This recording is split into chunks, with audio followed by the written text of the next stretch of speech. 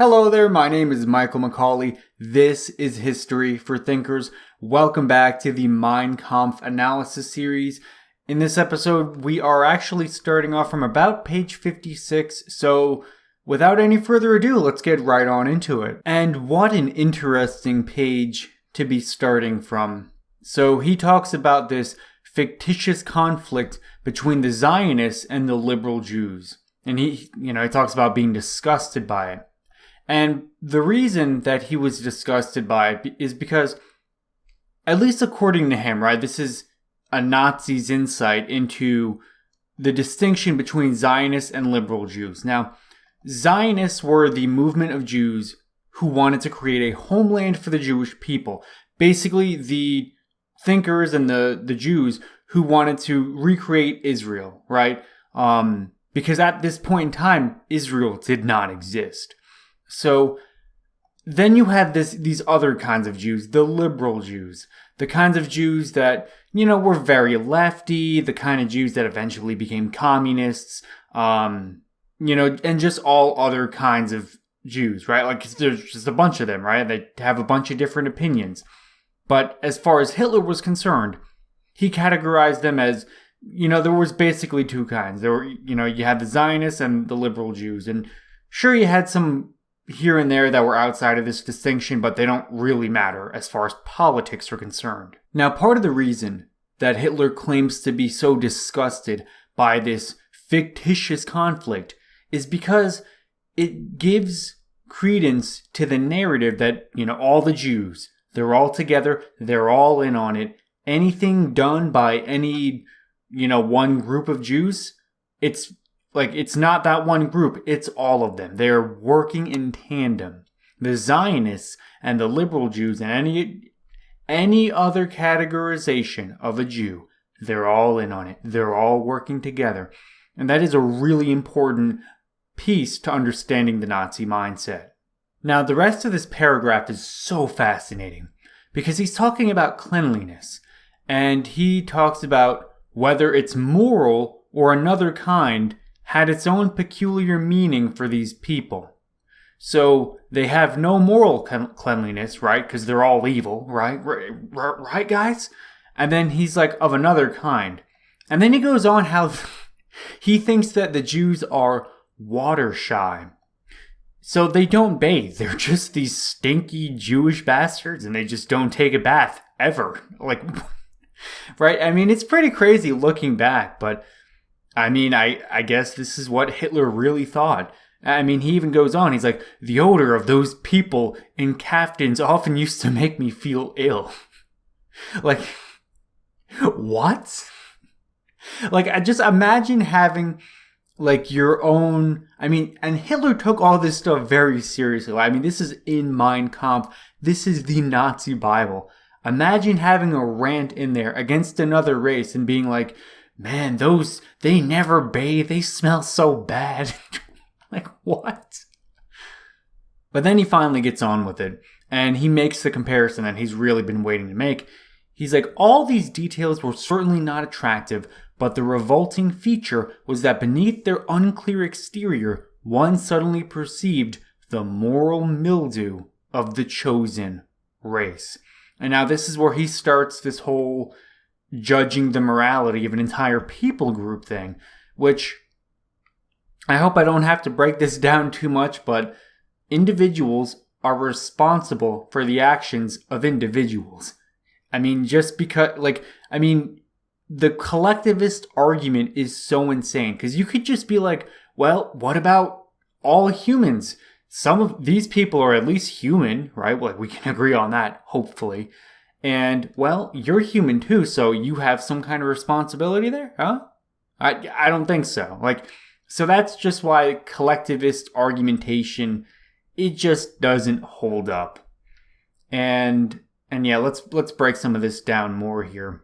So this is where he asserts the claim that Jews basically control all of the media, the literature, art, all of it. They just control it all. And he says, quote, "In my eyes, the charge against Judaism became a grave one the moment I discovered the Jewish activities in the press, in art, in literature, and the theater."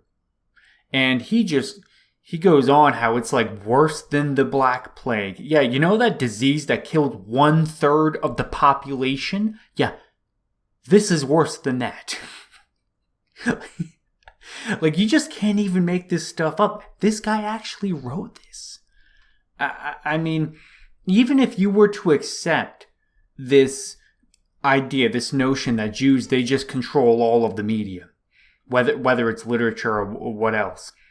Even if you accept that, it's like, okay, so what? So it's like infiltrated Jewish propaganda in the media.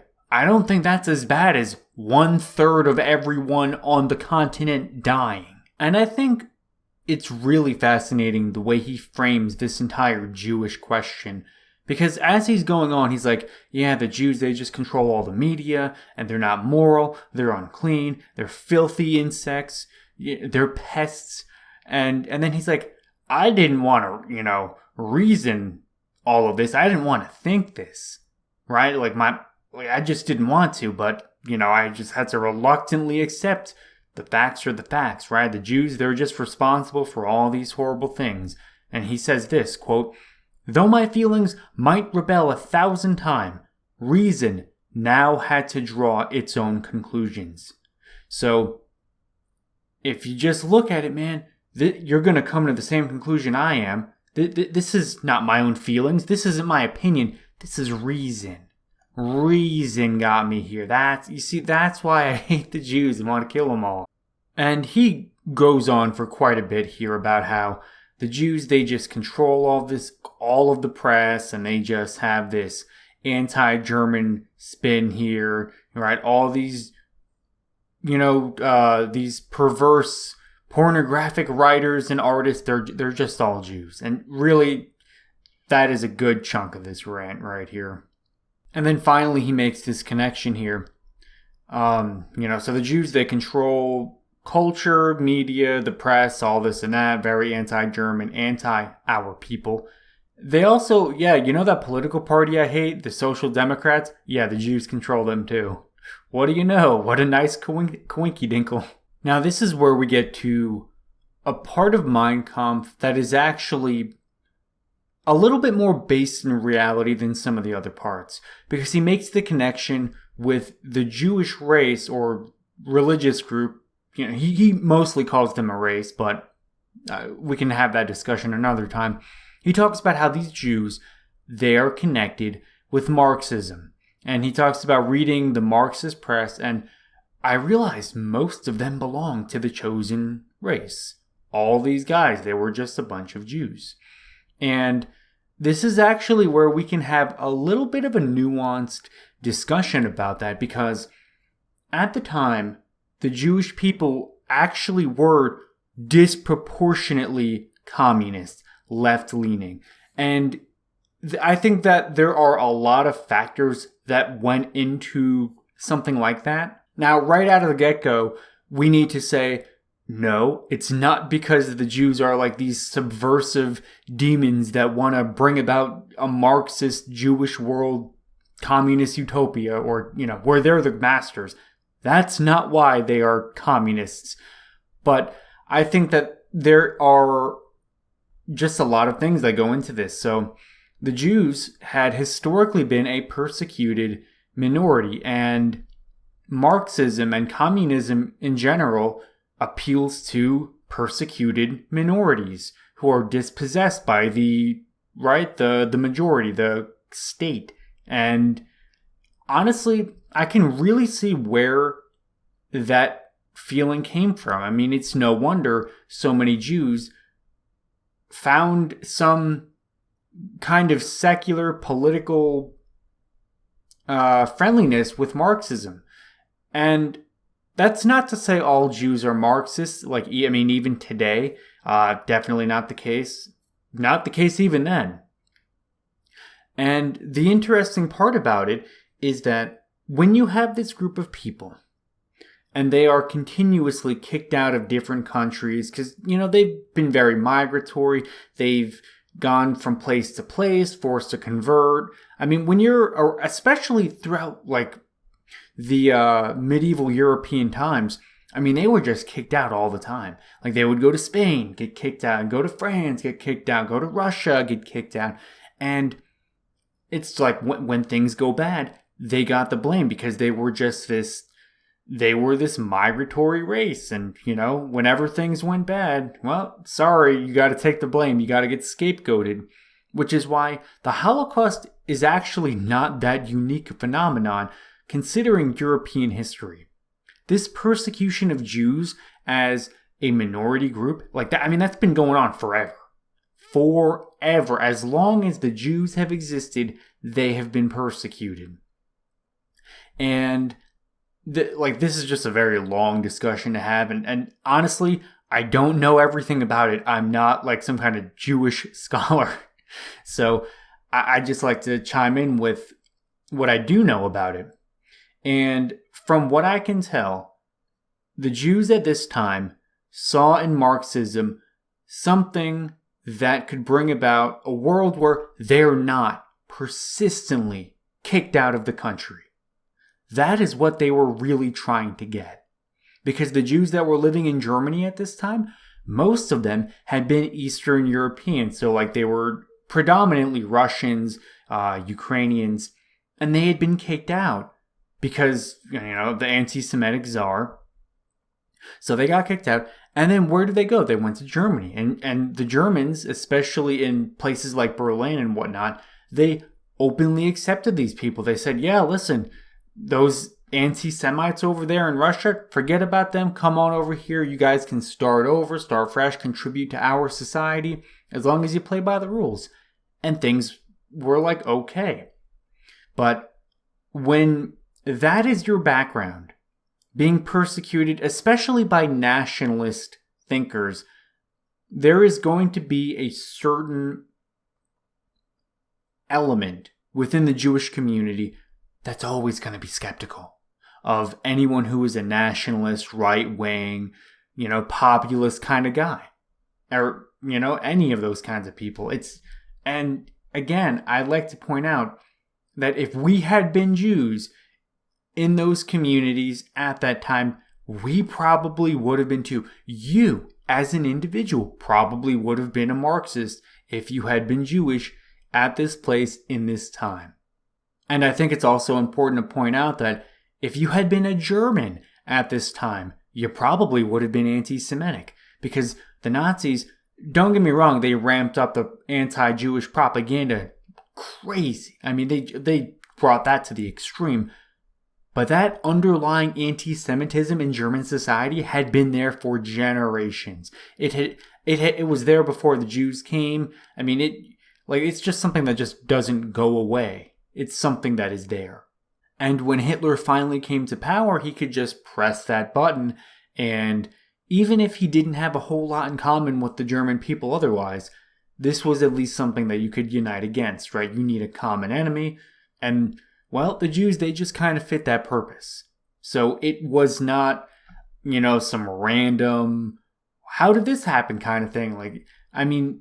The way it all played out, it was very, looking back, it's almost understandable. I feel like you could have made a prediction and something like that would have come true. If you had, and I'm sure people did predict horrible things. You didn't have to be a genius to predict that there was going to be something horrible going on in the 1930s in Central Europe. Didn't have to be a genius. And I know I pointed this out in previous episodes, but here we go again. Gradually, I became an expert in the doctrine of Marxists and used this knowledge as an instrument to drive home my own firm convictions. So, listen, Hitler's saying, I got really good at Marxism, so I could steal their stuff. Again, so interesting how that all went down. And then he rambles on for a good little while here about trying to convince the Jews of the problem of Marxism. And, well, he just claimed that they'd never listened, they were never convinced, no matter how good his arguments were.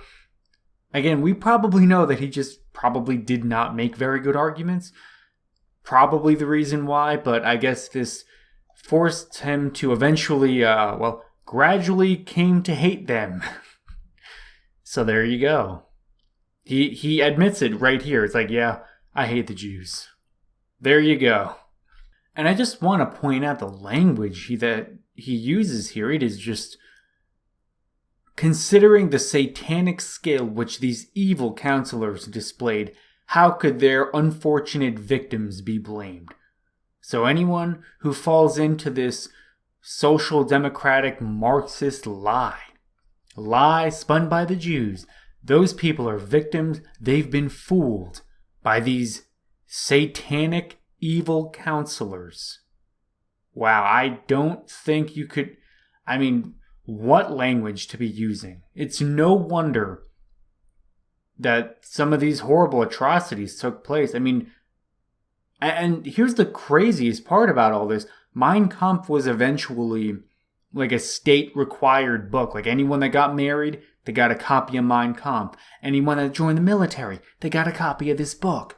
So like all of these, the entire civilization was reading stuff like this, language like that. Oh my God, like that's just like the scariest. That honestly mortifies me. Imagine being on the receiving end of that. Imagine them talking about your people like that. And again, we get a nice little confession here. From being a soft-hearted cosmopolitan, I became an out-and-out anti-Semite. So, there you go. He just straight up tells you. And I think this last little piece here is just so crazy. Let's just read it here. So Hitler says, quote, "Should the Jew, with the aid of his Marxist creed, triumph over the people of this world, his crown will be the funeral wreath of mankind, and this planet will once again follow its orbit through ether without any human life on its surface, as it did millions of years ago. And so I believe today that my conduct is in accordance with the will of the Almighty Creator. In standing guard against the Jew, I am defending the handiwork of the Lord." So let's break some of this down. So yeah, if the Jews win, we're all going to die. Everyone on earth will be dead. I don't think I really have to point out how insane that is to say. I mean, you can write it as dramatically as you want. You can phrase it with, really dramatic, scary sounding words. Does not make it true. Does not make it true. I don't care how convincingly you say it. It doesn't become true when you say it that way. Sorry, Hitler. And then he even goes on and, you see, this is where I think the really sneaky part about Nazism comes into play with paragraphs like this. Because he talks about it like he is this fervent Christian, and he believes in God and Jesus, and he's like really pro-church. And when you look at it, the Nazis persecuted the church. They shut down churches. They wanted to replace Jesus with Hitler. Hitler had a God complex. He was not standing guard against the Jew, defending the handiwork of the Lord. He was trying to take advantage of people, kill off a small, insignificant minority in the nation, and then turn himself into a god. That's what Hitler was doing. He was not trying to do any of this other high-minded, for God stuff. I mean, even the guys who, like, way back in the day, during the Crusades, like the 1200s and whatnot, even those guys, like, they could at least be understood to have been fighting for Christianity, right? Like, the Pope said, listen, man, we got to go fight this crusade, take back the Holy Land. At least we can give those guys a pass, because they actually thought they were. Now, they may have been misguided. The Pope was corrupt. I can at least have some sympathy for those guys, because they died for a cause that turned out to be false. A lie. They died for a lie, which is pretty bad, but at the very least, we can say that they were not horrible people for having been duped. With Hitler, though, I mean, he's making it out like he is this, defender of God. He's fighting for God, fighting for the Lord. Actually, not even fighting for the Lord, defending the Lord's handiwork. Brilliant way to phrase that. Brilliant way, because, any German citizen that read this is like, wow, man, he's fighting for us. Well, for God. And it's just so sneaky because, like I said, the Nazis persecuted the Christians so much. You just don't hear about that because, unfortunately, I think the Jews get all of the sympathy points for what happened during the Holocaust. But it was not just a Jewish thing. Everyone was persecuted, even if you were a Nazi and you were pro-Hitler. Your life was extremely regulated. This was not a good regime for anyone.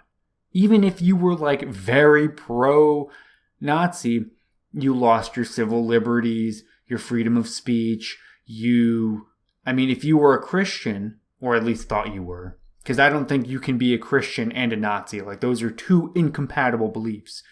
I digress, though. But in that scenario, it's like the church that you go to is probably persecuted or outlawed, or the priest gets shot in the back of the head by the SS. I just don't... It is just so insane. So insane. And it really goes to show that Hitler will say and write anything to trick people into believing in him and his narrative and this crazy ideology. Because if he told you that, listen, man, I don't really care about Christianity, we should get rid of it, and I want to install myself as the new God. If he was honest with it, because that's what he was trying to do. If he just told you that, there probably would not have been any Nazis.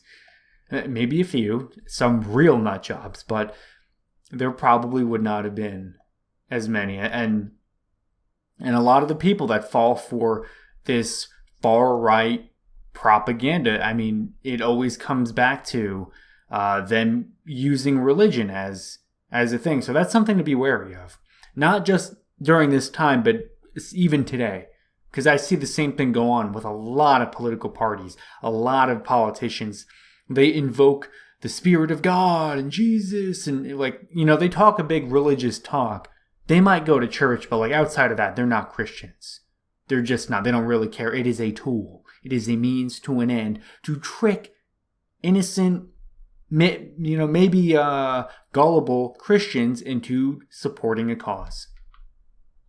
So that's something that has really stood the test of time. But we'll continue that rant another time. Let's move on.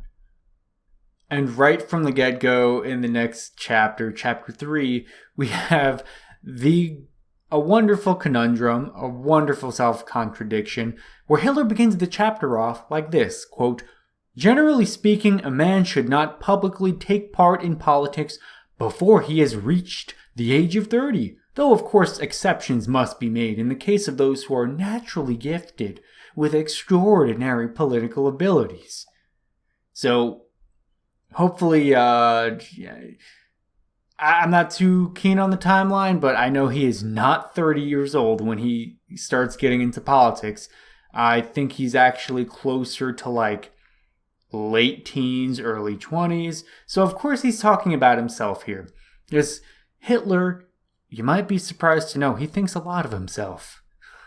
I know that might come as a shock, but he thinks very highly of himself and his extraordinary political abilities. And then instead of trying to drop that and just move on, he literally goes down this entire rant of why people under the age of 30, at least men, should not get political, at least publicly. So, it's like he contradicts himself here, and then he just kind of goes, what a weird guy, man. I don't know why they kept this in the book. I don't know what they were thinking. Because I think when you read it, it's like, okay, kind of goofy, but all right, Hitler. Now, I have skipped over a couple of pages here. I'm not, like I mentioned in the beginning of this series, I'm not going to be doing every single, little highlight here and there. Because I think there are just big portions of this book that are really boring. And I don't think they really give you an understanding of the book as a whole or Hitler's mindset. But the last couple of pages here, I'm on page 73 now, but he has been going on for a really long time about how the Austrian Empire and how it, its coalition with Austria-Hungary and this weird state that he came to exist in was just doomed. And that's pretty much the gist of this. He talks about how all of these liberal revolutions, they just basically guaranteed that the Germans were not going to be able to exercise complete control over the entire state. Which is understandable because I don't think they were that sizable a majority. They may not have even been the majority. I'm actually not even sure.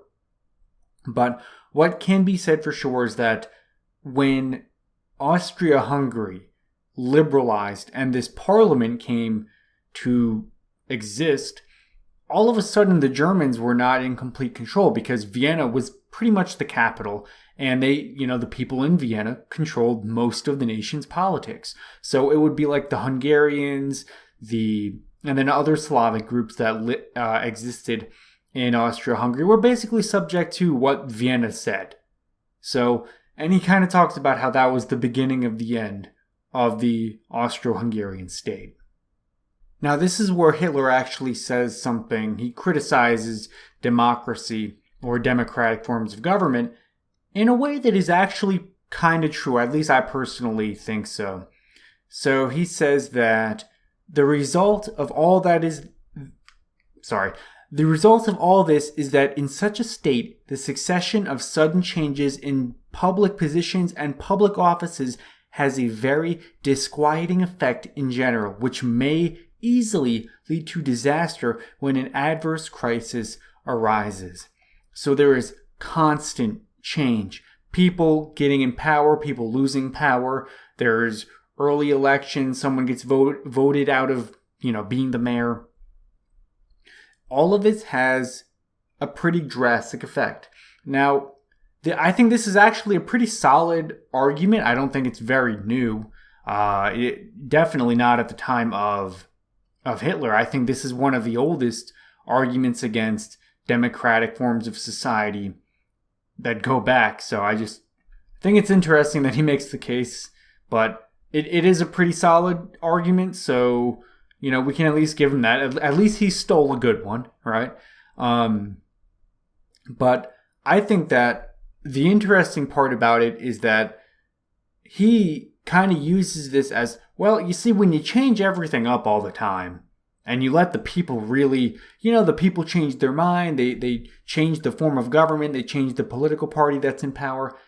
You see, there's just a little bit too much chaos in that. We should just have one regime that stays the same forever, right? Because a government organization that stays the same forever, that's just going to be great. I mean, so yeah, that's kind of his entire basis for, and he does eventually get into fascism and how a Nazi government is going to be set up. And we can get into a lot more detail in the next episode because I think that is about as much Mein Kampf as I can take in one sitting. I hope you guys really enjoyed this. This is a really interesting series to do. I hope you're looking forward to the next one as much as I am. This has been Michael McCauley at History for Thinkers, and I will see you in the next one. Peace out.